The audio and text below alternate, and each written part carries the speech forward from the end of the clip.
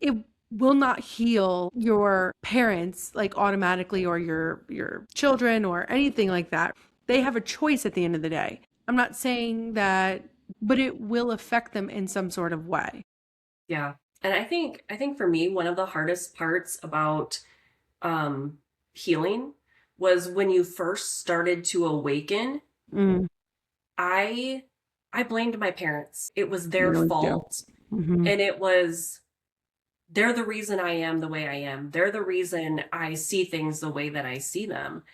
And that was really hard to get over, and I can understand why you see so many reels and stuff on social media right now about adult children who don't want a relationship with their parents, because that blame for, you let me believe this, you let me feel this way, Yeah. you didn't do this for me, you didn't show up for me.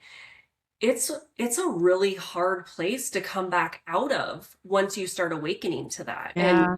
seeing all those things. So I think finding, I love, you always use the word compassion. I think finding the compassion for them and the grace, acknowledging that, maybe they didn't know, they weren't aware. Because if I think about where I was even a year ago, I wasn't aware of how I was behaving or acting. And I think that's probably one of the hardest thing that's been for me through this healing journey, is to find the compassion after you find the blame.